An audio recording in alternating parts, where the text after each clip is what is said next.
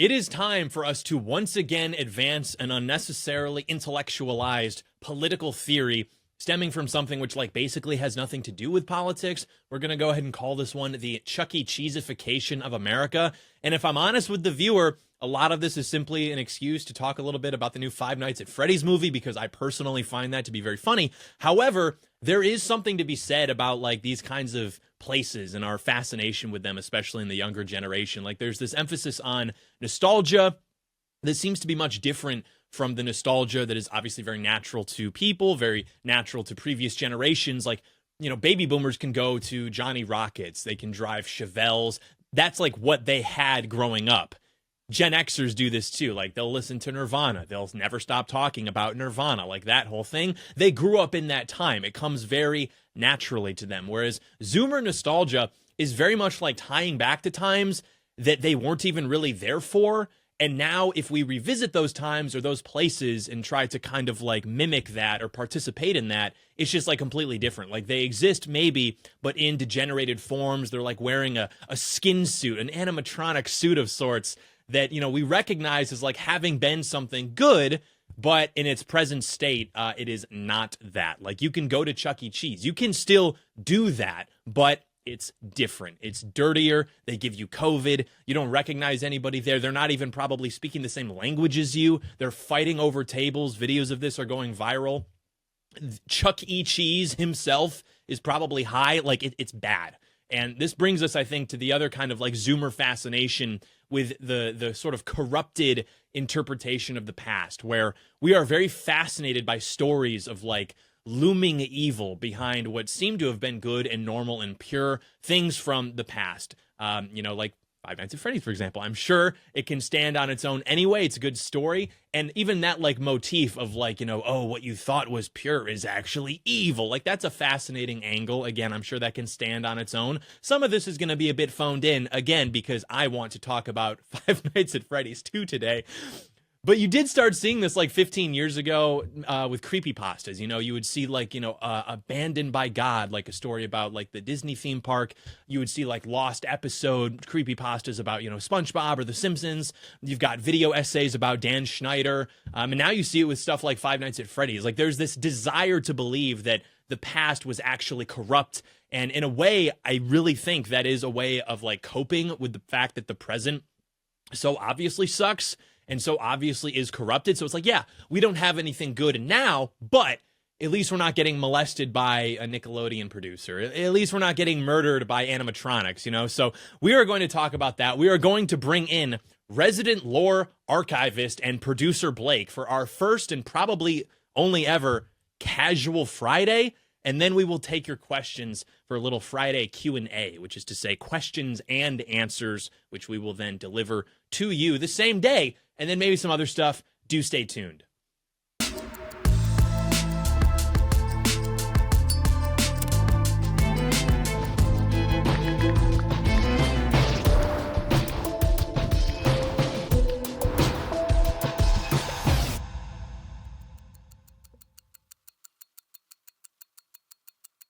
Hello there, ladies and gentlemen. Welcome to the John Doyle Show. I told you we would love you to join us, and here you are. So we're excited to have the discussion. You must keep in mind, I genuinely do believe the things that I say about, Beauty and the Beast, The Incredibles, and I do believe this too. But you must understand the impetus is also because we want to talk about Five Nights at Freddy's too, because this is a significant cultural happening in the younger generations, which is interesting because, I was talking with Blake about this. There seem to be two kinds of Five Nights at Freddy's fans, where I will see people posting memes about Five Nights at Freddy's that are also implicitly pro MAGA, somehow also tied into the Sam Raimi Spider-Man trilogy, and they get 200,000 likes on Instagram. And so I feel very represented in that sense by everything that defines me as a person, all of these sort of anchors by which I choose to define myself, because I can't exist without reference to media, being the Sam Raimi Spider-Man stuff, Five Nights at Freddy's, Donald Trump, things of that nature. But then you go to see the movie and it's all these very, we'll say, I don't even know if I can find a charitable and polite way to put this. People who you would not exactly expect to be sympathetic to, MAGA. It's very Tumblr coded, very kind of cringe, the kinds of people who tend to be interested in this media, at least in the sense that they'll go out publicly to go see the movie or whatever. So I do think it's true, however, that like you can kind of assess, of course, the FNAF, as they call it, IP being something probably inspired by Chuck E. Cheese, these kinds of like places that used to exist. I do think that is like a sort of avatar or barometer for like the modern USA. Like you've got something that used to be fun, it used to be family friendly, but now it exists just in this like degenerated form that you wouldn't even want to go to in the first place. And, you know, we mentioned this a few years ago talking about America as a big theme park where you've just got all these like random people kind of like walking around just like fascinated by the spectacle of everything, but they have no concept of how anything works. They don't know how to, I don't know, stock the prize booth or the, I don't know what you didn't call that, the giant plushies, the Rastafari bananas. They don't know how to run the coasters. Literally, in some cases, if you go to some of these like independent ones, they don't know how to operate the rides and then you just like die. So it is like very much this thing where everyone's just kind of like walking around participating in it. And then the people who are actually keeping everything running are the ones having to sort of just like put up with that. So yeah, with something like this, maybe it's a bit more focused. Like, yeah, you can still go there, but it's not the same. It is increasingly unlike you. You are not recognizing the faces. You're not recognizing the languages. It's disgusting. It's even dangerous, like we mentioned, with these brawls starting and people fighting over tables. It's communal. You know, they've got plenty of tables. I'm pretty sure it's like first come, first serve. And they somehow establish these sort of like territorial disputes over these tables at Chuck E. Cheese. And then they like brawl over them. And it's just incredible. But then there's also this thing about like the liminal spaces, right? You see this was like, you know, Chuck E. Cheese, Five Nights at Freddy's, abandoned movie theaters, abandoned malls. It's like these things that are infatuating us and we're making edits about them. Like we're going out of our way to take photographs with Polaroids or record video footage with like Super 8 cameras. Like there are whole aesthetic trends, which I think are awesome. Like these resonate with me, dedicated to this. And again, people have always been nostalgic. Boomers will go to retro diners like in Pulp Fiction. They want to remind themselves of, you know, the good old days. There's nothing inherently wrong with that or even unnatural about it. But what's interesting with like the Gen Z iteration of that is we're trying to anchor ourselves to things that we were not even around for in the first place in the most part, especially if you're like a post 9/11 Zoomer. Like everybody is just extremely nostalgic these days, myself included. And you've even got this weird thing where like post-Hart Celler Americans, new Americans, people who, you know, can only trace their lineage in this country back to like the Kennedy administration at best, the Johnson administration, the 70s, whatever. Even they seem to understand that things just like suck now in America. You know, the American dream is dead, and we all sort of feel that, but it's tougher to articulate why. Maybe for some of these less, I don't know, sophisticated cultures, people who are maybe more used to things not being so American will say they think the American dream is dead because they can't get as much free stuff. But Americans themselves, people in our generation, millennials, they very much, in just the last 5 or 10 years, have become fascinated by this kind of stuff. You know, these sorts of like edits and aesthetics. They, again, will go out of their way to use old technology to generate simulations of like old media, but in a modern time. They will use these kinds of devices to take videos and photos of their friends and stuff like that, because even that like sort of coding on it or viewing it through that lens gives it a greater sense of meaning than if we just, you know, took a photo or a video on our iPhone or something. And again, the Five Nights at Freddy franchise is obviously able to stand on its own 2 feet. It's a good game. It's a good story. One could argue it is the providence of God if you know the lore behind the guy who developed the game. But I do think it is in part due to the aesthetics of like the old 80s, 90s Chuck E. Cheese type places. You know, those places that maybe you grew up going to. You have a vague sort of recollection of that when you were like 2, 3 years old. But by the time you maybe got to be 4, 5, 6, 7, 8, 9, 10, your parents didn't really want you to go there so much, especially, again, if you're a post 9/11 Zoomer. Like, I have memories of going there in like 2001, 2002, never had a problem. But if you grew up and it's 2007, 8, 9, you know, it's going to be a much different kind of experience. That is why if I hadn't drank a like 30-ounce Coca-Cola and been caffeinated and then stayed up too late and then woke up too late to really just like put something together, we could have discussed for 7 hours like I'd planned how Five Nights at Freddy's is a Lovecraftian allegory for, you know, the decline of America, as evidenced by something like Chuck E. Cheese, the Chuck E. Cheese-ification of America. But anyway, that's enough for me. We must bring into the program resident lore archivist and cool friend and producer of the John Doyle Show, Blake Cresses. What's going on, big guy? Hey, John, it's good to be here with you. I'm honored truly to have to be on this program that I've been watching every day, sometimes repeatedly throughout the editing process, and finally get to be here specifically for an episode of this caliber. I appreciate, the labels you've been giving me, the archivist thing, because I have really. I'm a little bit younger than you. I think FNAF came out when I was 11 years old. And then, all those games, Scott Cawthon being the beast that he is, just released game after game. So they all sort of came He's out locked in my 11th year of life.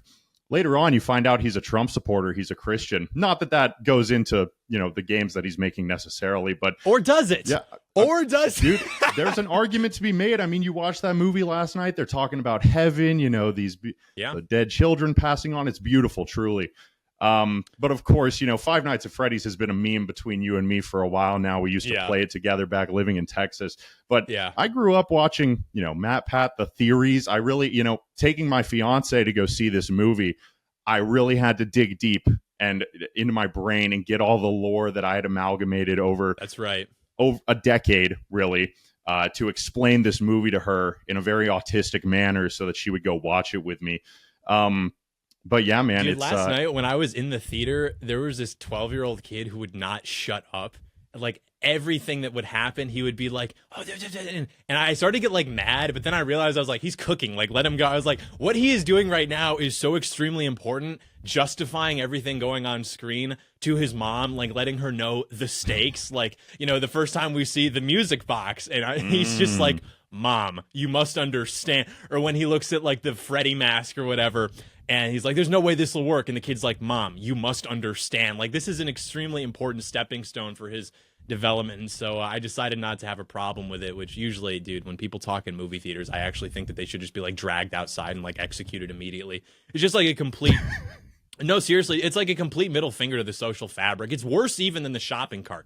You not returning the shopping cart affects me in a very abstract sense where it's like, things ain't the way they used to be. I see it in like my peripheral. When you are talking in a movie that I'm like next to you, like, yeah, you should like be killed for that. So, but no, you make some interesting points, and I do remember playing these games a little bit. And it's interesting because they did try to like cancel this guy. I remember when it came out that he was donating to the Trump campaign. Yep. And now, I mean, this movie is expected to make like what, $500 million. So truly, it is the anti-Trump curse. If you align yourself with the right thing, you will be successful and you will be blessed. And so, yes, excited to talk about Five Nights at Freddy's 2, Chuck E. Cheese, Decline, and things of that nature. And that's the thing. It is fascinating. I don't want to make it too ad hoc. I don't want to make it too intellectualized because, again, the franchise can stand on its own 2 feet. It's sort of a mystery. It's not quite point and click, not quite survival horror, not quite. I mean, you don't really know what to call it. Not quite tower defense. It's sort of this like amalgamation of varying genres and themes and things of that nature, which, truly made like a good game is fascinating. And then you mentioned too, like the Matt Pat, like theory content. That was back when conspiracy theories used to be like good and harmless. And, it was fun to believe that like, what if the companion cube from Portal had a dead body in it? Or, what if the Five Nights at Freddy's lore was like XYZ? Now people have just overdosed on that content and they are willing to believe like literally anything about how the world works, which I suppose is useful in our circumstance today because I want people to understand Five Nights at Freddy's and Chuck E. Cheese as a barometer for the decline of America. However, in a lot of cases, this has just like completely ruined people's minds. With believing, for example, that like the Turning Point people betrayed Charlie Kirk because that's just interesting. It's fun to believe that. Ooh. And so now we're just going to like, piss on this guy's grave, his legacy, cause immense anger and pain to people who have been intimately acquainted with him. So there is a limit to this kind of stuff. But what do you think? I mean, you've heard my analysis of it. You've heard, sort of what we just got into here. Is this accurate? Is this more or less true about how the world is working with this kind of like Gen Z nostalgia, the decline of these institutions, be it, Chuck E. Cheese, movie theaters, stuff like that? Am I just like completely being an idiot because I want to talk about Five Nights at Freddy's 2, or am I on to something here? No, you're totally on to something. I mean, growing up, my entire life, I was very infatuated with 80s movies, 80s music, whatever. Again, stuff that I wasn't even around for. You brought up the point about nostalgia, boomer nostalgia for the 50s diners that they actually, went to when they were kids. Whereas me, I mean, I can remember going to Chuck E. Cheese when I was a kid. Very, like, my second birthday, I got this SpongeBob blanket. It was really awesome. But no, we all yearn truly to go back to a time that we did not experience, because we all can verifiably understand that the world is not as good as it used to be. There was a tweet yesterday talking about some of these deregulations that Trump made with the trucking industry, I believe. I could be a little bit wrong. But basically, the tweet was that, oh, we're bringing back these 70s trucks. Trump authorized the making of these mini trucks, we're calling them.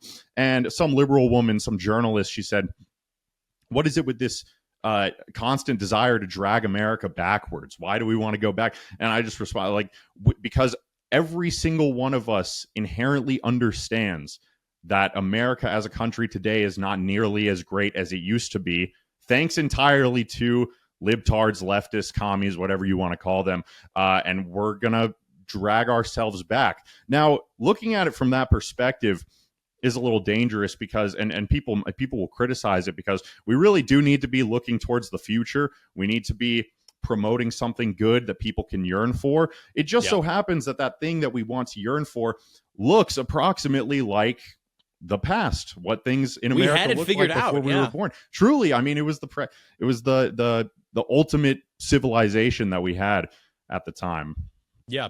No, that's the thing. Like, every successful kind of political movement has to acknowledge an ideal state of the past, which sometimes can even be fake. I mean, the way the left does this is by saying, like, as I responded to just a few moments ago on Twitter, in our clip when we were talking about the state of the third world, and someone replied with just this cute little thought.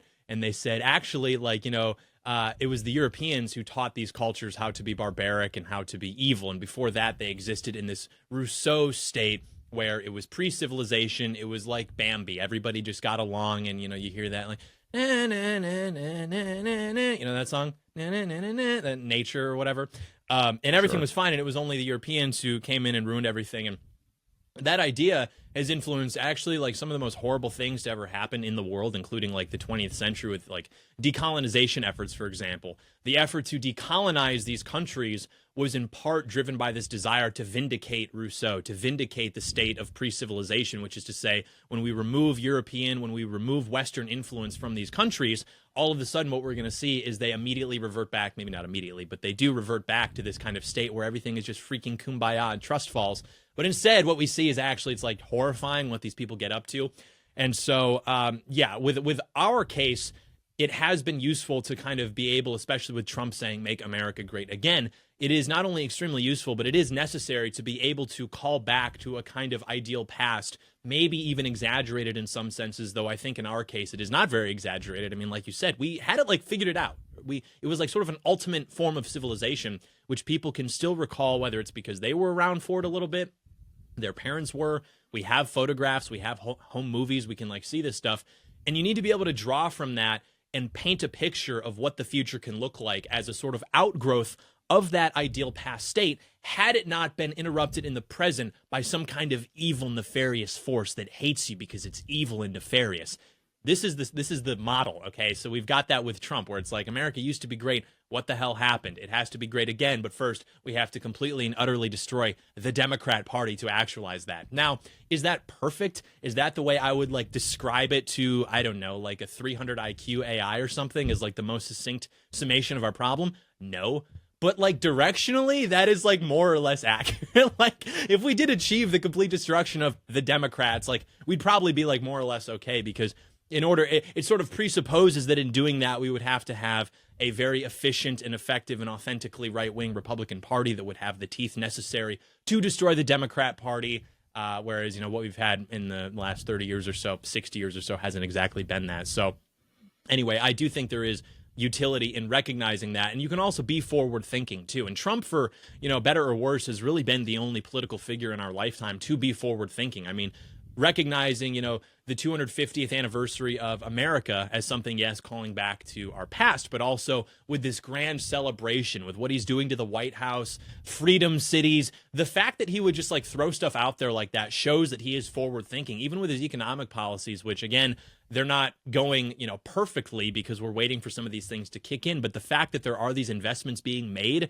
in areas like, the South China Sea or up in Greenland, what have you, to where it's like, we are thinking about things in terms of century-long timelines. Who is going to dominate the 21st century, rather than just like calling back only to the past when, maybe the income tax was effectively lower or regulation was less annoying to people or things of that nature. So yeah, I'm totally in favor of that.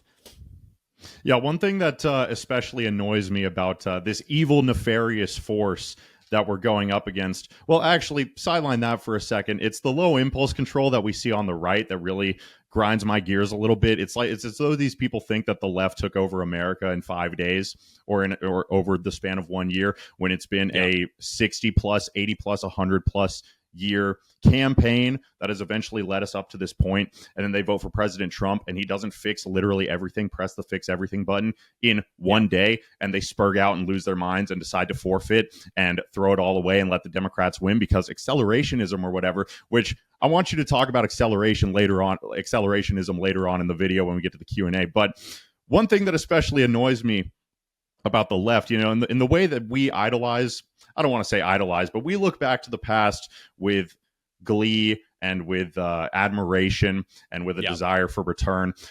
They necessarily need to bastardize and pervert images of the past. And we see this go back all the way. They want to say America was built on slavery, the 1619 Project. But we see it even when like someone posts a Norman Rockwell painting and an insane, deranged leftist says, oh, well, that father right there pushing his kid on the swing, he's actually like a closeted transvestite. That woman is overdosing on lithium. That kid is, dude, I don't know. He's also transgender. It's all about the transgender stuff. But they have to, it's really a projection. They can't bear the fact that they themselves are just so horrendously f***ed up. They have to project it onto past figures, your grandparents, your great-grandparents, because it makes them feel better to think that everyone throughout history was just as mentally deranged as they are.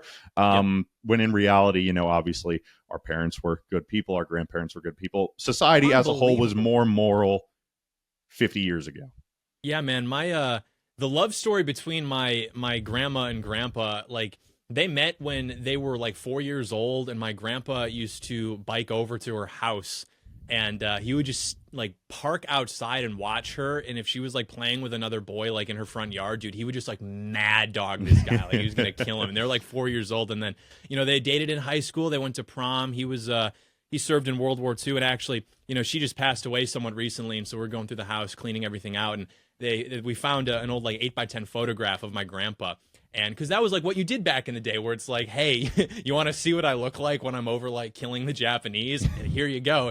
And I was looking at this photo, and it was black and white, but there was just a hint of red around his lips because she was kissing it probably when he was gone, and she was missing him or something. And so yeah, it actually like was much more wholesome and like a much more functional society, and it was like great. And this effort to, like you said, subvert that by just lying and projecting like homosexuality, mental illness, things of that nature. And you can even look at the stats on this too about alcoholism, infidelity, mental health. It's not real. Like, even if you look at like the data, it's fake. And I do think that ties back to what we were saying about the Five Nights at Freddy's IP, which is like maybe again phoned in, but like the idea of this whole kind of like, corrupted media, this idea of like, your childhood was actually evil and scary. It does seem to stem from that same impulse where it like wants to believe that nothing was ever actually good. And Dan Schneider was actually just like taking pictures of kids' feet. And, Chuck E. Cheese was maybe a cousin of this sort of like pizzeria that was killing kids or something. There's a desire to do that, to take, and maybe that's just human nature in the fallen state, to take that which was like more or less pure and good and sincere and earnest and just like throw tar at it and just make it like disgusting. And you have to wonder about what the person who wants to do that is like. Again, the fallen state. Somebody who is truly like, possessed by the Holy Spirit. They're like an optimistic person, a hopeful person. They would never like want to do that. They would never want to just like cast this symbiote onto our hero or to something great. It is only the person who is like bitter and resentful and, maybe recently lost a job at the greatest newspaper editor of all time's newspaper, and they would want to go and just make things, dark and black and corrupt. And maybe I shouldn't have used that second word, but existing in a state where it almost like brings down to their level, but that is not something that would come naturally to a person who has worked to cultivate those virtues of things like hope, piety, charity, things of that nature. Yeah, that's absolutely a good point. But in the same breath, I don't want to, and I'm not accusing you of doing this, but I, of course, do not want to denigrate Scott Cawthon. I appreciate fiction. I appreciate horror. And, thinking back to my childhood, even pre Five Nights at Freddy's, you brought up some creepy pastas, Lost Episode, Hidden Media or whatever. Squidward Suicide came to mind. That scared was the shit out of me. Dude, nightmares, straight up. I mean, I remember. Yeah. I know. You told me about some of that. Yeah. No need to get into it, but yeah, in other things, I get these ads on Instagram. You brought up Polaroids. I get these little ads on Instagram for these tiny micro cameras that shoot as though it's a VHS tape, as though it's an old timey Polaroid, and just adds that flavor to it. Now, these ads are really hilarious because they'll use some of the most out of pocket historical footage possible, like images, videos from World War II. And it's an ad campaign. It's a marketing tactic. It's really funny, but these are extremely popular. I remember growing up, you go to house parties or whatever. Some girl brings her Polaroid camera. Everyone's freaking out. Everybody loves that. And I don't know, is it a disdain for the modernities that we have, like technology, iPhones, whatever you want to call it, instant gratification? But we can never seem to give it up. Of course, we use these things as novelties, but we can never shed what has been ingrained into us. It's the ritual of it, and it is a ritual. Like when you take a photo on a Polaroid camera, you are performing a ritual where there's one photo. You only get like those packs of 20, so it matters more. When everything is super, nothing is super, right? We learned this in the Incredibles video where it's like, if you can just take literally infinite photos on your iPhone, they really aren't that meaningful. I mean, maybe the photo itself will be of something meaningful, and so meaning is assigned to it because of that. But yeah, it's fun when you only have like 20 pictures on your digital camera, disposable camera, or your Polaroid or something. And, Dave Green talks about this, the distributist. Orrin McIntyre elaborates on this further in reference to the Constitution. I think this applies here just as well. It's the Native American, well, actually, we're the Native Americans, the indigenous concept of the ghost dance, where in the late 19th century, there were these Indian tribes who would essentially think, okay, we're like getting like absolutely mogged here. It's going to be pretty over for us soon. What we need to do is we need to start performing these rituals and these dances that will conjure the power of our ancestors. And literally what they thought would happen was that by performing these rituals, their ancestors would bless them with a new layer of soil, which would crush the white man and provide to them a sense of prosperity and power that they would have enjoyed in previous, centuries or generations or what have you. Now, this, of course, did not work because their civilization was already on the way out, as we discussed in the Thanksgiving episode. The Anglos were not so... They didn't really have in their arsenal these kinds of, like, rituals, but they did have things like, like 3 or 4 standard deviation higher IQs, weapons, technology, things of that nature. So it wasn't very fair. But that impulse did exist where it's like performing these kinds of rituals can maybe bring us back to a state in which we were not on the way out. We were not degenerating as a people. And I do think that does kind of apply to these sorts of rituals, whether it's, going out of our way to manufacture old media aesthetics on things that are occurring in the present.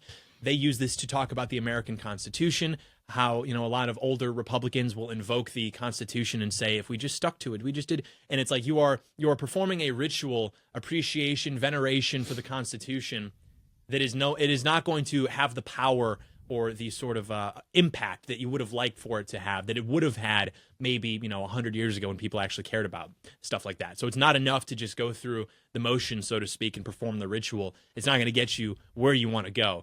And yeah, I do think that does apply to the efforts that people in Gen Z will go to kind of like create what would have just been natural to people growing up in the 50s, 60s, 70s, 80s, 90s. Like they will go out of their way to perform rituals that just for a moment can kind of capture that sort of like natural, wholesome environment. And they want to think that in doing that, they will have a sort of emulation of an experience, which again would have just been natural to like any American kid growing up in the latter half of the 20th century. Well, what could our modern, not ritualistic, not mythical, pagan, whatever, dance, but what could our path forward actually be? I mean, what are the actual reasons that your parents stopped taking you to Chuck E. Cheese? What is it about this societal degradation that prevents us from wanting to go to public places like shopping malls or whatever? Obviously, the main thing is immigration, the issue above all issues, as we would say. But I don't know. I'd like you to elaborate on maybe the book Bowling Alone could perhaps offer some insight into Five Nights at Freddy's. Perhaps maybe it could be relevant to this conversation. I mean, but truly, like the always want to focus on pragmatism, practicality. The method forward for reclaiming this past that we once had, that we all desire and yearn for, while also moving on into the future and growing bigger and better, and perhaps remedying some of the mistakes. Dude, people are saying like, we sold out and we're still like making content the way we've always made content, talking about what we want to talk about. It's the same thing. When I really sell out is when someone offers me like a disgusting amount of money to just publish like 2 effort posts, 2 like think pieces a year about stuff like Five Nights at Freddy's viewed through a Putnamian lens, or something, like analyzing FNAF through like the lens of Bowling Alone or something. That's when you know that I will really have sold out and dedicated myself to that kind of content. No, but it is true, and a lot of this, people will talk about it because it's consumerism. The shopping mall, especially around Christmas time, it's too consumerist, or these things, they're too focused on money, less focused about the experience of the patron at these businesses. There may be something there. However, I think that's a very safe way to critique it, because you're not really going to step on a lot of toes by telling people the big problem is like greedy corporations. It's a shopping mall. It exists as a monument to consumerism, but it also used to be a wholesome place. So how do you like square that? And I think, the thing is just immigration. I mean, you're dealing with people at these establishments who themselves are trying to participate in a version of America, but by, as we said in a few videos ago, there's just too much content. I can't even keep track. By trying to get into the lifeboats, they're just collapsing them and overwhelming them. And now the thing is ruined for everybody. And so, it is just a matter of like solving our demographic issue. And then these things will naturally occur. I mean, your grandparents and your parents obviously were more like sincere and earnest people. And so they were happy to construct these kinds of like rituals and things and traditions. That's very necessary.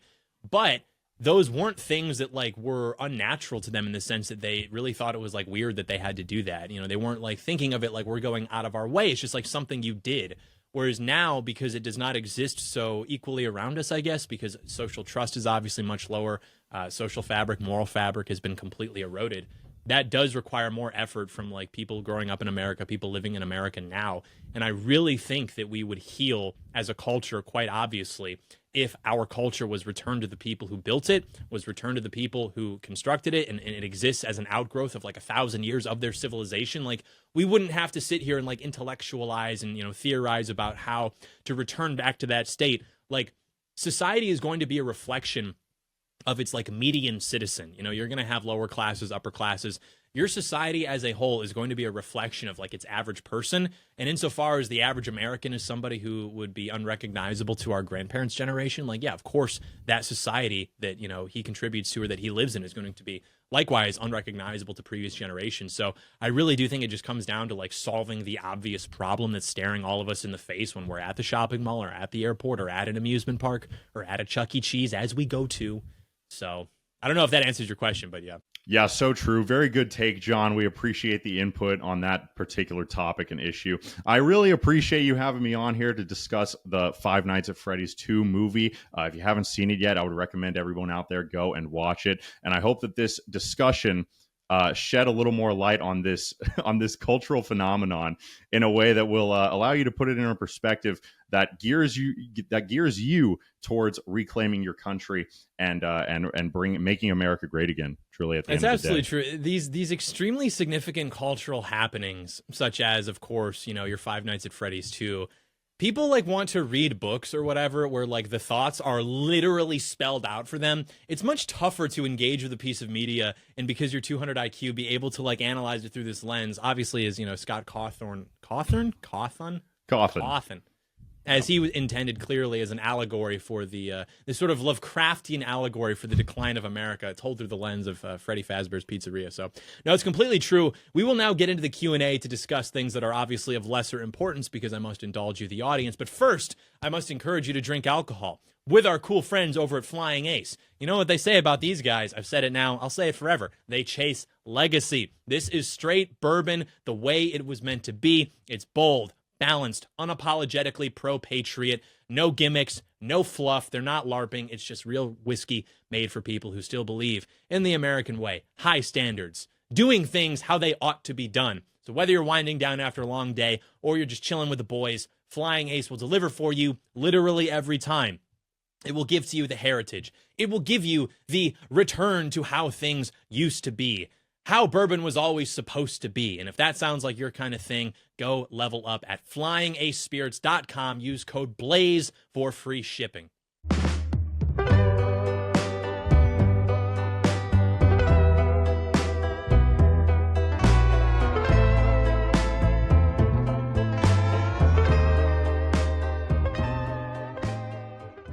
All right, we are back to do our Friday Q&A, giving you the answers as indicated by the A initial to your questions as indicated by the Q initial. Very important initial.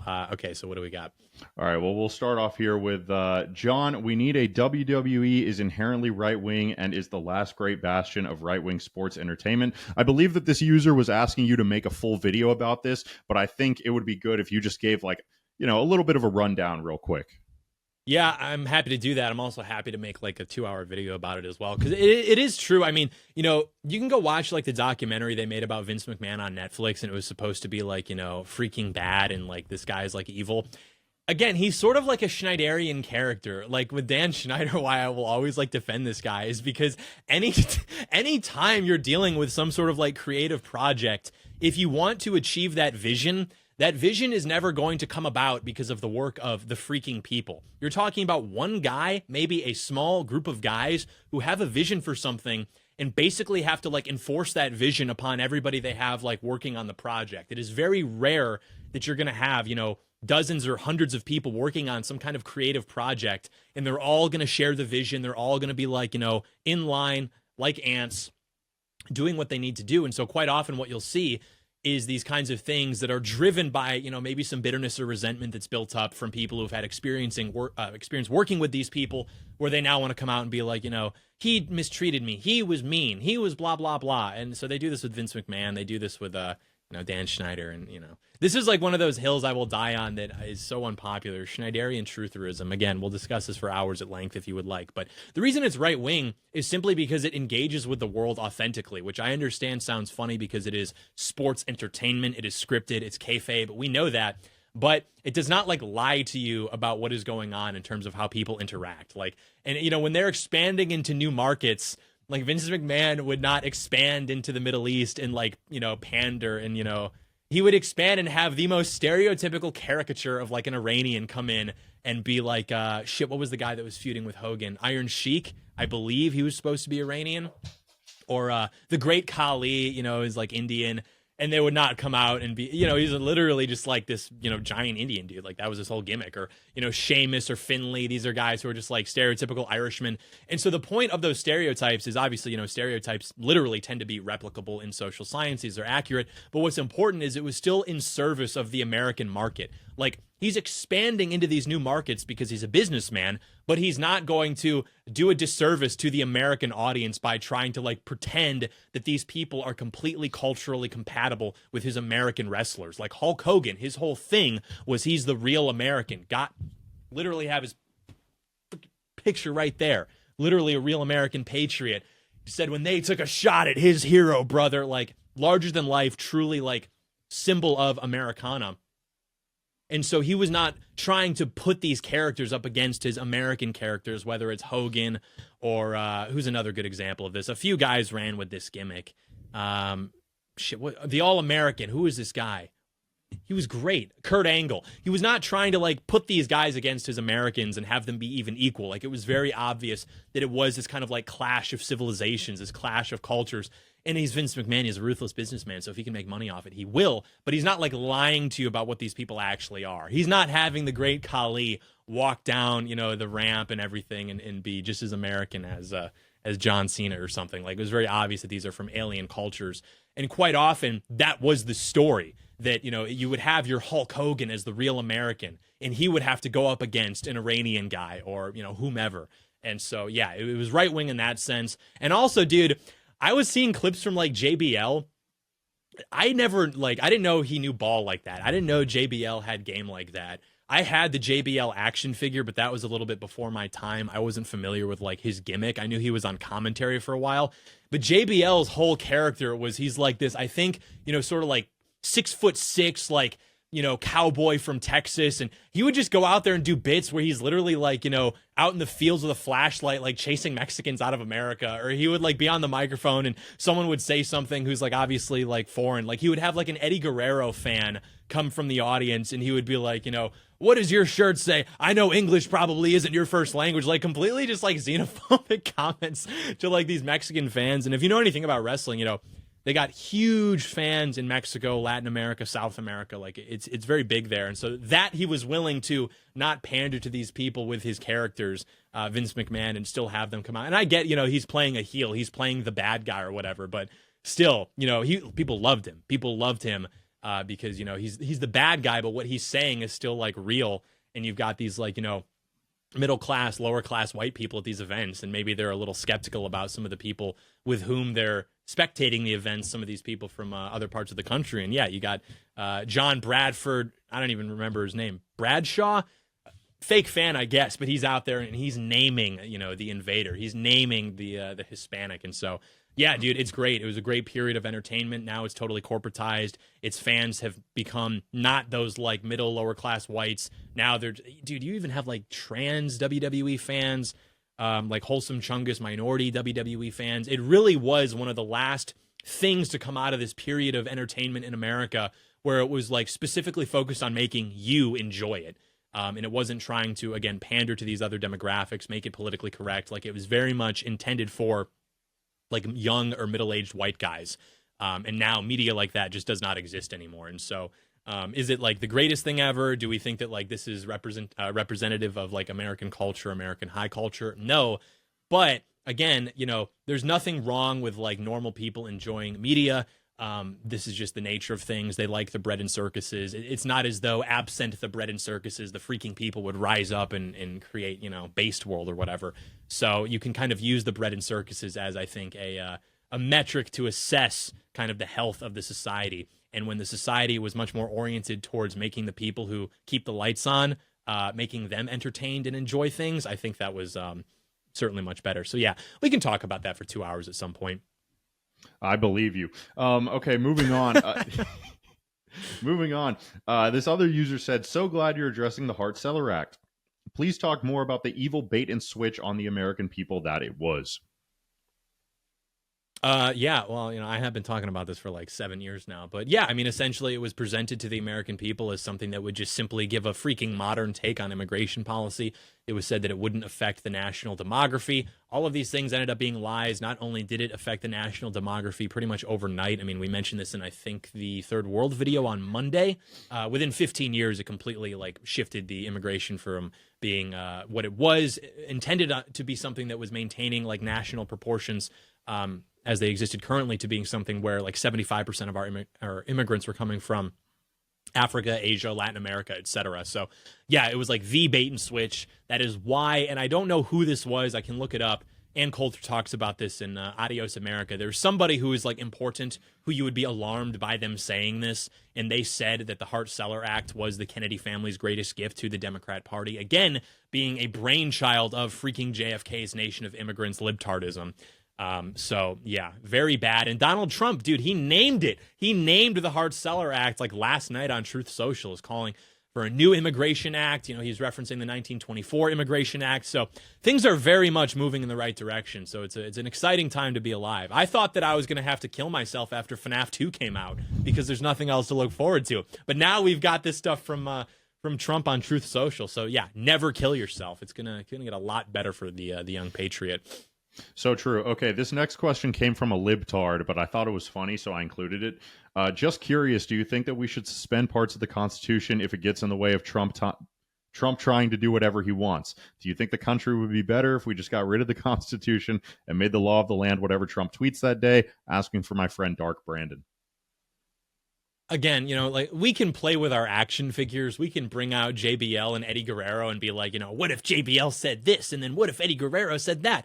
What I want to happen in my ideal world is like ultimately of little importance unless you want me to just like tell you how I would do things if I was playing with the action figures. The point is that Trump, as the chief executive, has a lot more power over government than he maybe even knew 8 years ago, than people nowadays know about how the executive branch functions. And it seems like his second administration is using the power that is constitutionally vested to the executive branch in a way that is much more authentic and much more productive for patriots. So would I want to like suspend the Constitution and have Trump govern from Truth Social? Like, yes, even if just because it would be funny and make people who are like libtards upset, like, yes. However, it's unnecessary. And also you have to understand boomers love the Constitution, and maybe they're even justified in that. And so I don't think that it's a good strategy to do this thing where we're going to announce that we're just throwing out the Constitution and we're going to do things our way.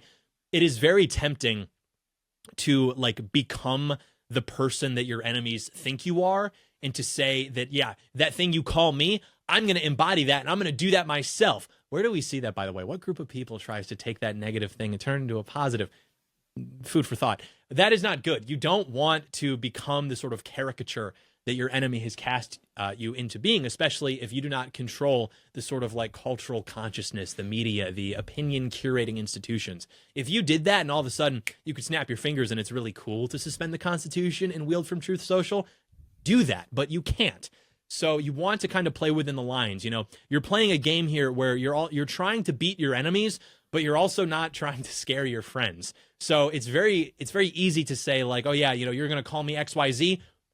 Okay, fight's on. I'm XYZ now. But then your friends and your allies who you do need to be successful, because you can't just like, again, govern from Truth Social as a lone actor, they might be a little scared by some of these things. And so you don't want to do that.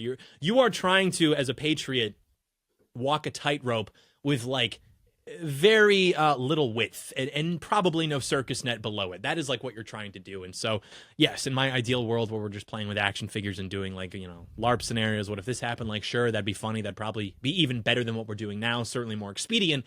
However, as like an actual practical solution towards like what needs to happen, it seems that what we're doing now is working. Again, maybe not as efficiently as we would like, maybe not as expedient as we would like, but directionally, it does seem to be working. There are measures that have been put into place which are going to kick in that we know about, which will make it work better.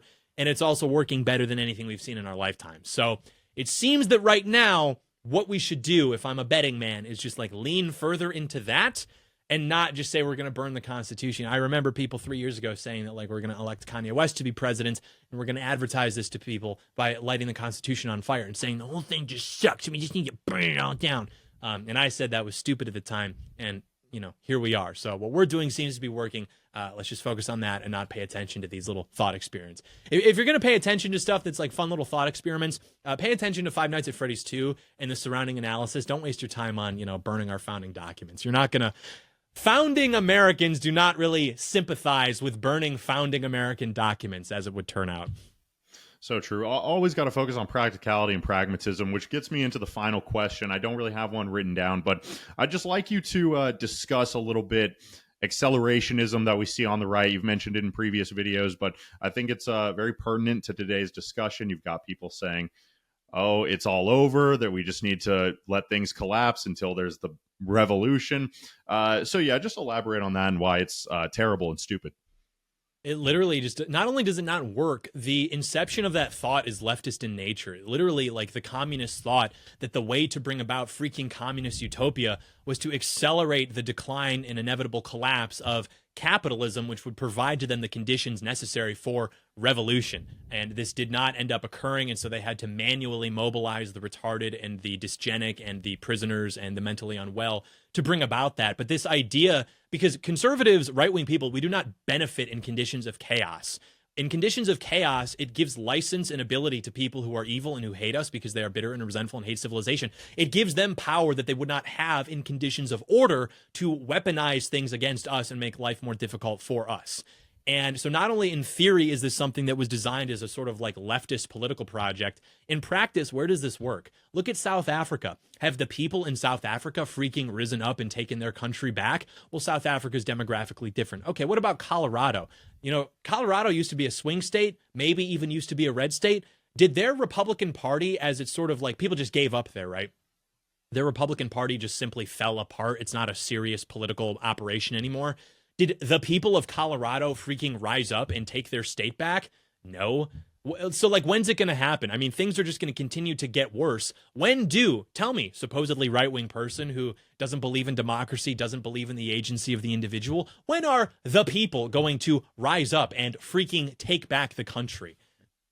We've seemed to have made a lot of progress, not only in terms of like actual progress, but even in reversing or decelerating some of the attacks against us in the 10 years of the Trump political project. Tell me, how does making things worse make things better for us in the long run? And again, it really does depend on this idea that like people are going to wake up and realize how bad things are. Dude, are they? Things have been bad for a very long time. You know that. I know that. Have people woken up? Have people understood things? Or is it just like Donald Trump advancing his cause and establishing in the Oval Office our ideas? Things like the way he discusses third world countries, the way he discusses trade policy, immigration policy, what have you. Is that what has made progress for us? Or has it been things getting worse and then people all of a sudden just like freaking waking up to how things ought to be? Looking to alternative media sources who are not reliably right-wing, not even meaningfully right-wing, that it's all just like freaking corrupt, man. We don't even need to vote, man. That's why those people, these like #1 charting podcasters, yeah, those are the real threats to the system. That's why they're targeted. And the people who are trying to actually advance the Republican political cause. And when I say Republican, I don't mean your dad's Republican Party. I mean our Republican Party, where you have the ascendant class reading Pat Buchanan, Paul Gottfried. They're Trump loyalists, they're nationalists. Those Republicans, that Republican Party, the people working to advance the cause of that Republican Party, they're getting arrested. They're getting bankrupted. They are getting literally assassinated. But these freaking truth tellers who want to wake up the people, they're the ones now saying, we don't care about your midterms. We care about whether the French president's wife has a penis. Like, okay, you're retarded. You used to be retarded, but also vote. Now you're just retarded. Like, how is this better? How is this moving us in the better direction? So, yeah, it's stupid. And the reason that it exists is because it justifies what people really want, which is to just sit back and do nothing and say, we actually need to sit back and just wait for things to get worse. Because then when things get worse, something's going to come and it's going to save us and it's going to make everything better. And so in the meantime, pay attention to me bitching on the internet because that is going to make things better for us. That was not the fact that Donald Trump descended from the golden escalator and provided a viable path forward to us was not something that was predicted at the time, which most people don't know about because they didn't become politically aware until 2 years ago. The American right, in terms of people who understood like what has to happen, we gave up on the American project. I remember people were saying we need like a sort of post-American state. We're looking at the European models. The idea of America, we gave up on that.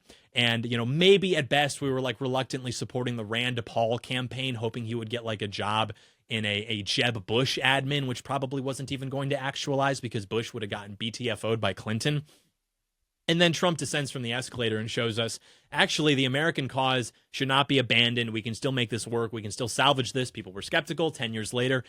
While not perfect, it is beyond our wildest expectations, especially if you use just the first administration as a kind of predictor for the success of the second administration. And so now all of a sudden it's like, wait a minute, we can actually make America great again. Hold on, don't go home. There's still stuff we can do here. So if you listen to the people who are advocating for freaking total collapse and accelerationism like they have been at every iteration of like a Republican election, but especially in 2015, 2016, everything they've said about what should happen and what will happen has been completely BTFO'd, and everything that we said about what should happen and what will happen has been completely vindicated. So if I'm a reality-aligned individual who wants to engage with the world sincerely to increase the quality of life of not only myself, but also my friends and my family and my countrymen, I am going to continue to do what works instead of just being like a bitter, resentful, like idiot who just wants to bitch on the internet to justify my own inaction and lack of success at any area in my life. So yeah, accelerationism is stupid. It's dangerous. It's going to get us all killed. You do not make our likelihood of victory like